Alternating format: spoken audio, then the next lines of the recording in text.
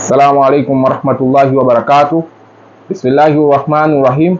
Sisi kutoka Ahmad Habibi Muhammad sallallahu alaihi wasallam kutokea nchi ya Afrika Mashariki Tanzania, tunashukuru sana kwa kupewa mwongozo na Allah azza wa jalla kupitia risala ya Allah azza wa jalla kutoka kwa ilham ya moyo wa ndani wa shahidi wa Allah azza wa jalla Habibati Ruqayya.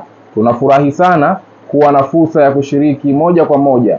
Ni furaha kubwa mioyoni mwetu kuona ndugu zetu wa Palestina wakipokea msaada na riziki kutoka kwa Allah azza wa jalla kupitia waja wake duniani. Hakika Allah jalla jalalu anatutaka sisi waislamu wote duniani tushirikiane katika jambo hili, tukusanye riziki zetu na kuitoa kwa ajili ya Allah azza wa jalla. Tafuteni ndugu zetu waislamu wa Palestina, wasilianeni nao na tutume msaada kwa mahitaji yao kwa pamoja, ili tupate kuwa miongoni mwa watu wa mkono wa kulia kutoka kwa Allah jalla jalalu. Sadaka yetu ni kwa ajili ya Allah azza wa jalla, na Allah azza wa jalla ndiyo mtoaji wa malipo makubwa. Tunamuomba Allah azza wa jalla awe radhi nasi sisi sote.